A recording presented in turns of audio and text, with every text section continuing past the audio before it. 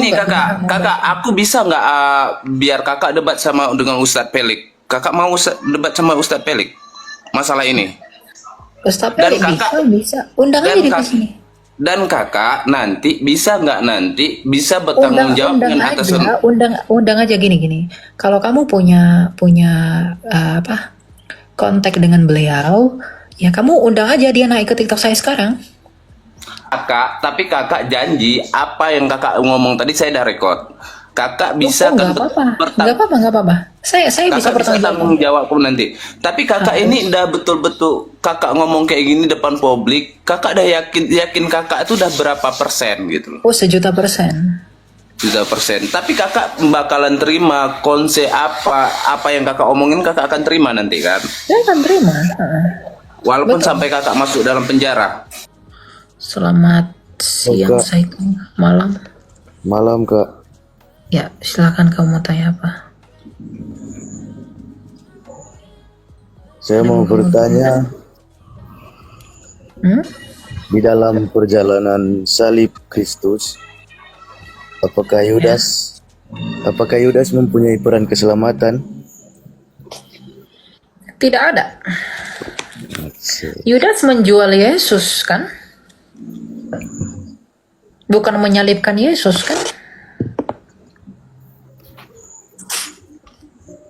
Yang menyalibkan Yesus kan orang Roma. Jadi Yudas itu bukan karena dia mengkhianati baru Yesus disalib. Dikhianati atau tidak pun dia tetap tersalib.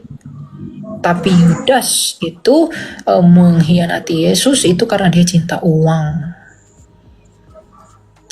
Gitu. Ya. Oh, oke Kak. Oke. Ada lagi mau kamu tanya?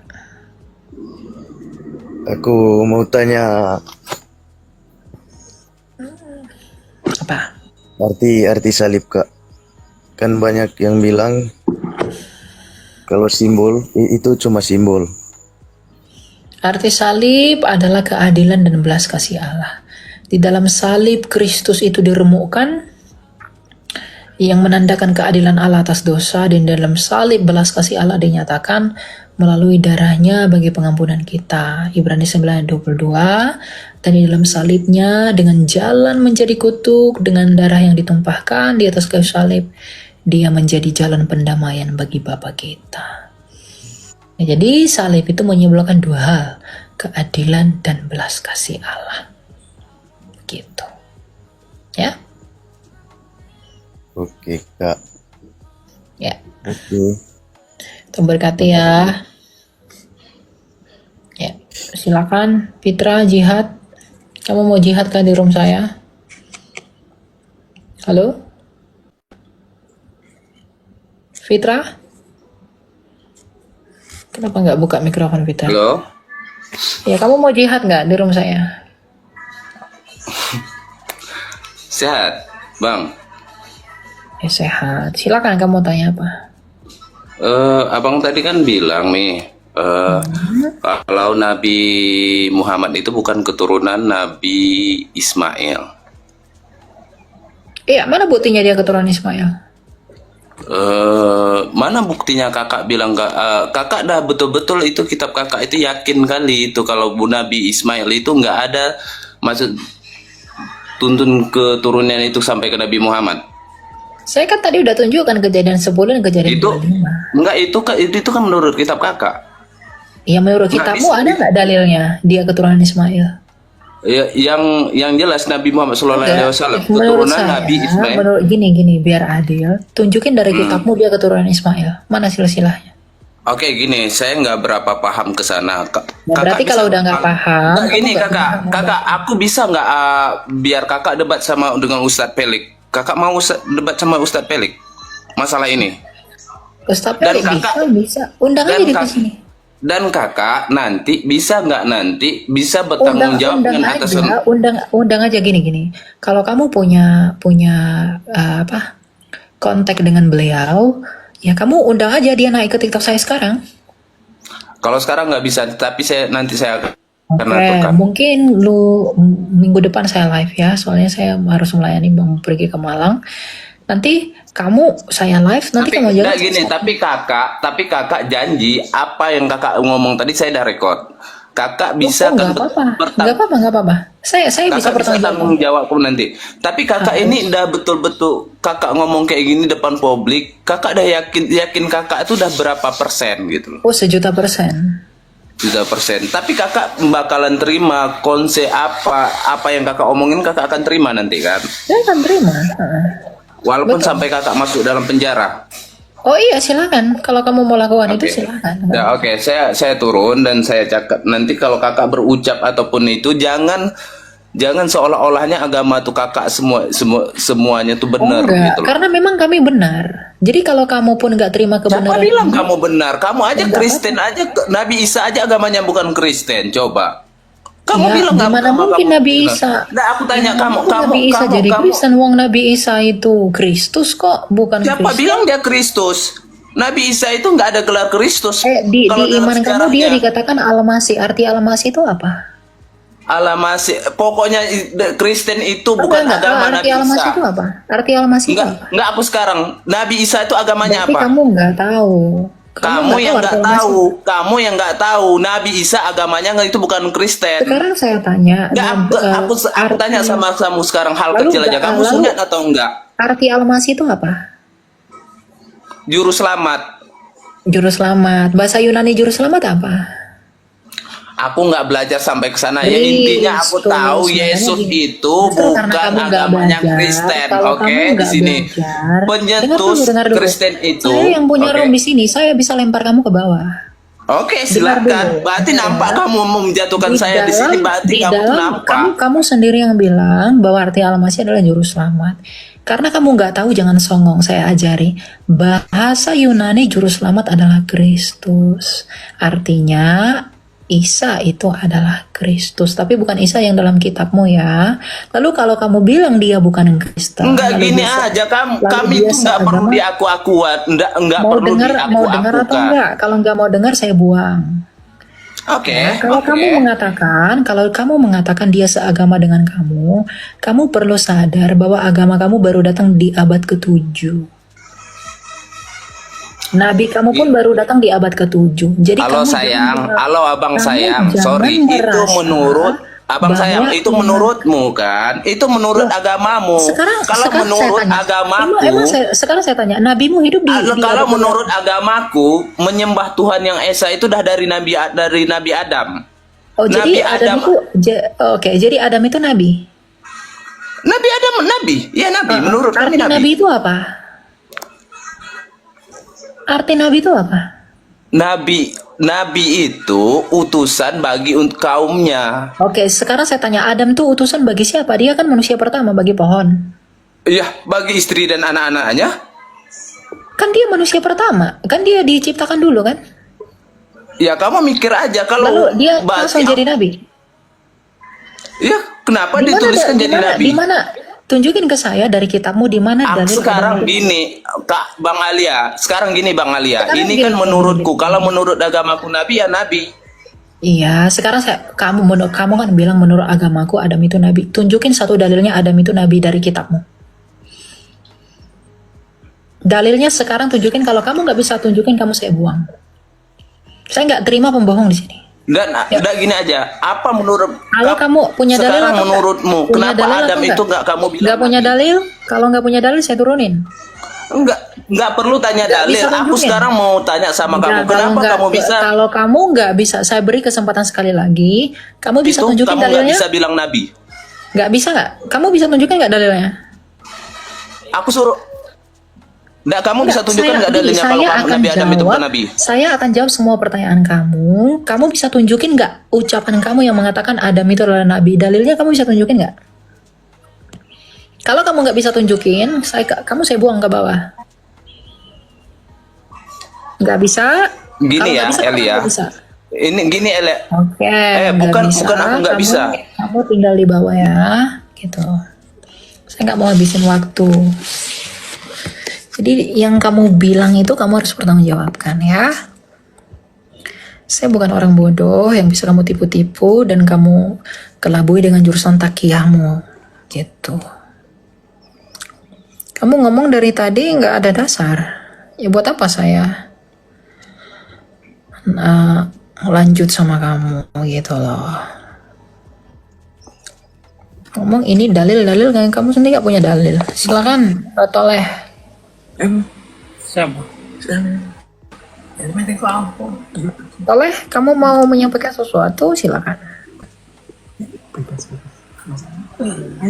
Halo? Halo? Ya, silakan. Bapak mau tanya apa, Pak? Tanya Ada yang mau ditanya enggak? Bapak imannya apa sebelumnya?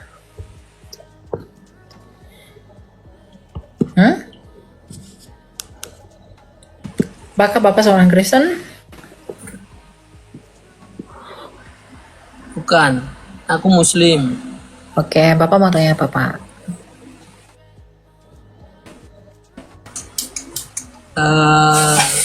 Ini aja sih tentang sesuai topik aja, Kristus di atas segalanya itu maksudnya apa? Yap, Kristus di atas segalanya karena Kristus adalah Raja, dia adalah penguasa atas kehidupan dan kematian. Melalui kematian dan kebangkitannya, dia adalah penguasa surga dan bumi karena dia telah datang ke bumi dari surga. Artinya karena dia berkuasa atas surga, maka dia pun berkuasa atas bumi dengan turun ke bumi. Lalu dia berkuasa atas hidup dengan hidup kembali, dan dia berkuasa atas kematian karena dia telah mati namun hidup kembali. Jadi Kristus adalah penguasa surga dan bumi, dan dia adalah penguasa atas kehidupan dan kematian. Artinya dia adalah Tuhan atas segala sesuatu. Baik hidup dan mati, baik langit dan bumi. Begitu. Ada lagi yang mau ditanyakan? Bebas dah kamu. Disalib buat apa? Man? Ada yang mau tanyakan lagi, Pak? Bingung juga. Kenapa bingung? Jangan bingung. Enggak Bapak bingung kenapa? caranya. Bapak kenapa nggak mau percaya Yesus? Apa yang buat Bapak nggak mau percaya Yesus, Pak? Kenapa? Apa yang buat Bapak tidak mau percaya Yesus? Dia lahir dan mati. Dia lahir dan Mati. mati. Nabimu mati nggak?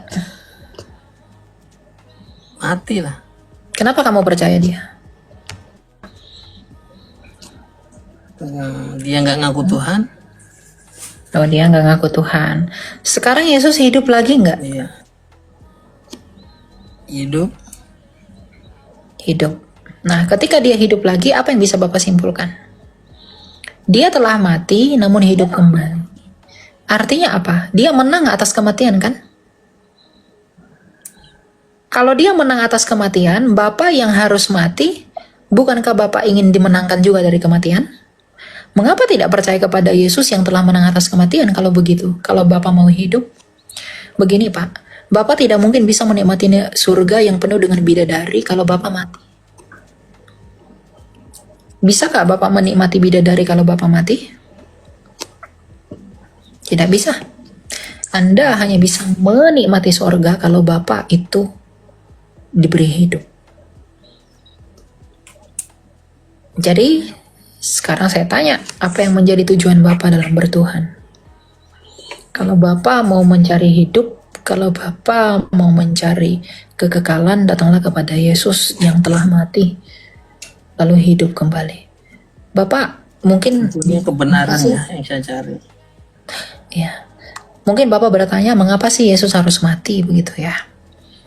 Tuhan Yesus sendiri mengatakan begini, Pak. Akulah kebangkitan dan hidup. Maka untuk membuktikan bahwa dia adalah kebangkitan dan hidup, maka dia harus mati. Kematian dia itu bukan hal yang memalukan, Pak. Kematian dia itu justru hal yang memuliakan. Kenapa? Dengan matinya dia bisa membuktikan kepada manusia bahwa dia tidak dikuasai oleh kematian. Dia menang pada hari ketiga. Jadi kalau Bapak mau memperoleh hidup, datanglah kepada dia yang hidup kembali. Kalau Bapak mau minta anggur, datanglah kepada yang punya anggur. Bapak berharap hidup. Bapak berharap yang enak-enak. Bapak percaya nggak kepada dia yang hidup? Enggak kan? Di mana jaminannya? Gitu. Saya mengasihi Bapak sebagai manusia.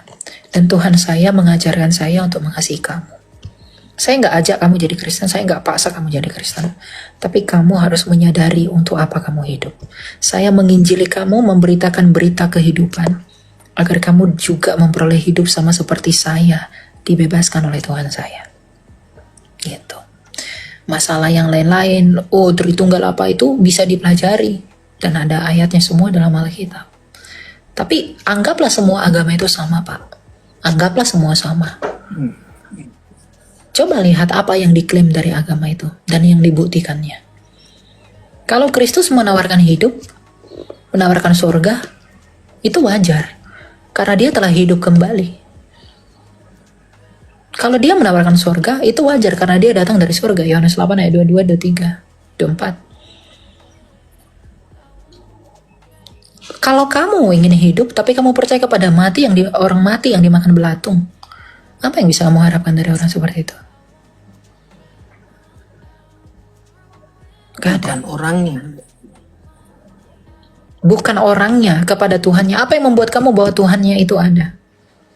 Kami percaya bahwa Allah kami itu hidup.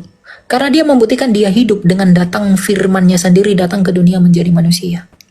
Jadi kami tahu dia itu ada. Sekarang kalau saya bilang, saya adalah nabi, saya adalah rasul, saya adalah utusan bla bla bla bla bla. Tapi saya nggak bisa membuktikan keberadaan Tuhan kepada kamu. Kamu percaya saya nggak?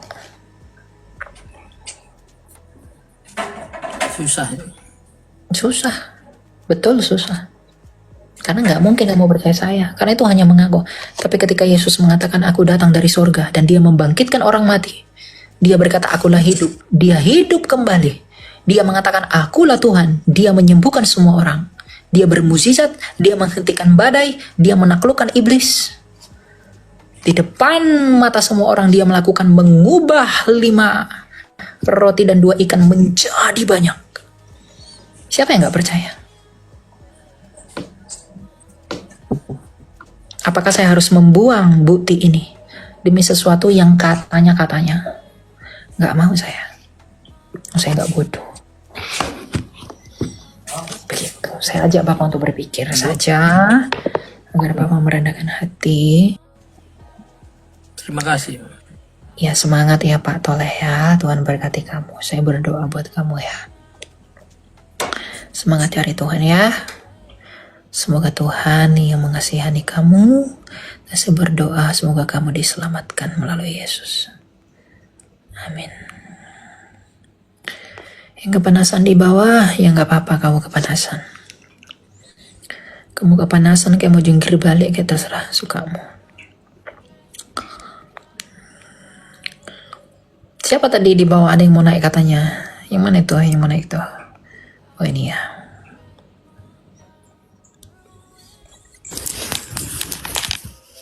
Silakan janjian. Halo Kak. Halo, silakan selamat malam. Kamu Malam mau? Kak Elia, makasih ya udah di notice. Yap. Kamu mau tanya apa? Jadi gini Kak, saya kan lahir dari keluarga Muslim. Yap. Kalau misalkan saya mau belajar iman Kristen itu saya harus katekisasi ya Kak? Iya, kamu harus belajar dulu dong mengapa kamu harus dibaptis dan lain sebagainya. Yang aku mau tanya Kak, gimana Kak cara buat ikut katekisasi? Kamu tinggal di mana? Di Bogor. Oke. Saya follow kamu, nanti kamu follow saya, nanti saya akan Oke, chat kamu, Kak. saya bantu arahkan kamu ya. Oke Kak, makasih banyak ya Kak. Ya nanti di chat, nanti kamu chat saya duluan. Saya udah follow Kak, kamu. aku udah chat Kakak. Siap, nanti kita kontak-kontakan ya. Oke, Satu hal yang mau saya tanya, kenapa kamu percaya Yesus? Sebenarnya tuh saya udah belajar dari lama Kak, cuman Oke. kalau untuk alasannya sebenarnya saya nggak punya alasan khusus kayak misalkan kayak orang yang mengalami hal spiritual atau apa segala macam. Enggak, emang dari hati saya aja yang pengen gitu. Oke. Kamu nanti punya teman satu, saya punya teman juga. Dia dari TikTok juga beberapa hari lalu dia mau dibaptis percaya Yesus, tapi saya arahkan dia harus belajar dulu. Nanti mungkin kalian bareng ya. Oke Kak. Saya arahkan Sebenarnya ke tuh gereja. sebenarnya tuh saya udah beberapa kali ibadah sih Kak ke gereja. Gak apa-apa, gak apa-apa, gak apa-apa.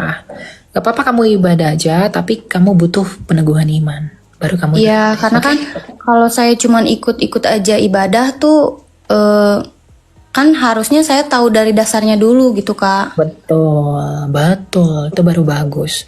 Berarti kamu bukan orang yang asal-asalan mau percaya Yesus, tapi kamu sungguh-sungguh percaya Yesus. Nanti saya akan bantu kamu, saya akan bantu arahkan kamu ke orang yang menangani KTKC, dan kamu dibantu, karena kamu punya teman juga, dia juga saya arahkan untuk KTKC, ya.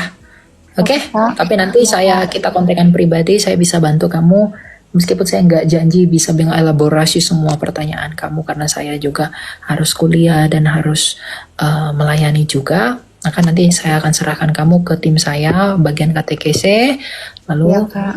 kamu bisa belajar di sana. Oke? Oke Kak, makasih banyak ya Kak. Ya Tuhan berkati kamu ya, semangat selalu ya. Jangan lupa chat saya ya. Oke Kak. Ya. Salam Kak Elia. Salam salam.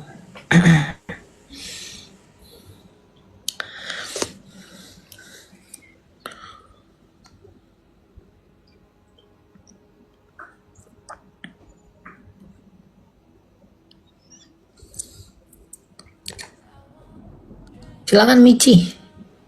Malam Kak Elia. Ya malam, Thank you silakan. sudah di accept.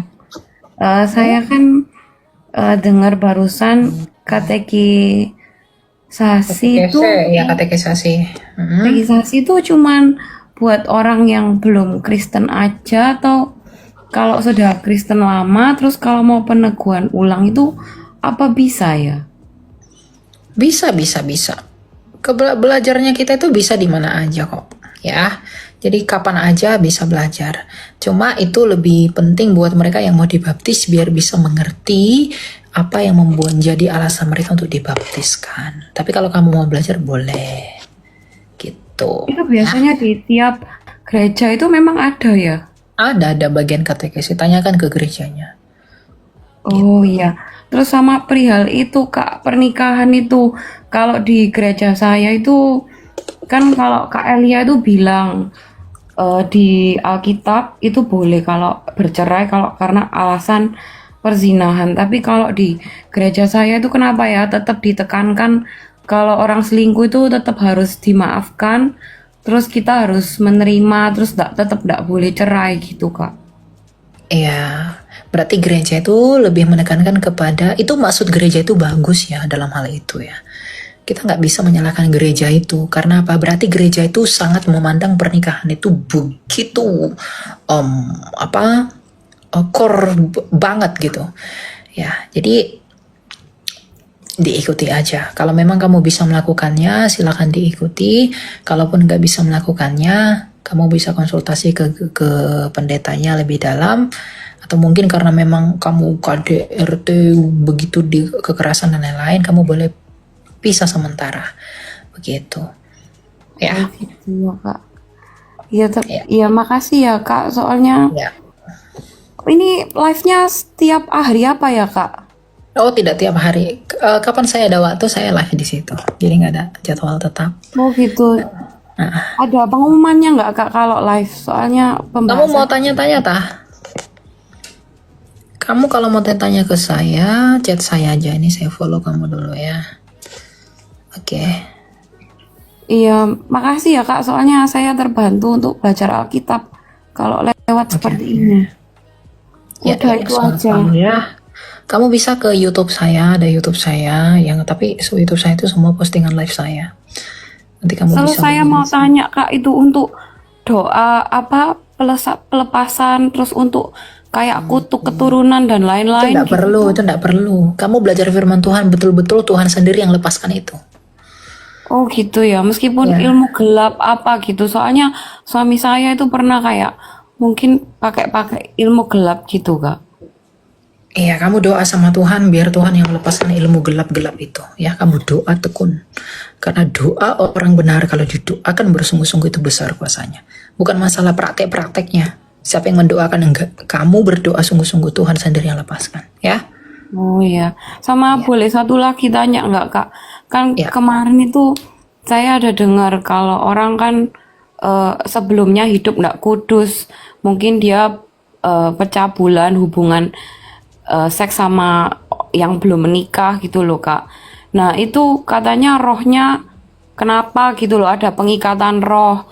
Nah itu apakah perlu doa juga atau gimana yang suami Ya, saya? kamu harus berdoa agar Tuhan melepaskan, agar gini loh, agar kita itu selalu merendahkan diri kepada Tuhan, mengingat-ingat dosa kita, agar kita nggak mau melakukannya lagi. Orang mau didoakan sih lepas apapun, tapi kalau dia memang nggak ada niat untuk bertobat, ini nggak akan bisa. Banyak begitu orang doa pelepasan, selingkuh sampai muntah-muntah apa segala macam begitu ya, tapi minggu depan dilakukan lagi, Oh, bulan depan dilakuin lagi. Kalau emang dasarnya niatnya nggak rendah hati, hatinya nggak mau bertobat, ya nggak bakal berubah. Mau dia mau muntah-muntah, sampai dijungkir balik, kayak mau apa, enggak. Selama hatinya tidak mau berubah, dia tidak akan berubah. Gitu. Jadi masalah itu enggak penting. Yang terpenting itu adalah kamu mau enggak berubah. Itu dulu. Ya, ya makasih ya Kak. ya semangat ya. Ya malam. Malam. Gitu, jadi yang terpenting tuh niat ya. Dia mau berubah enggak.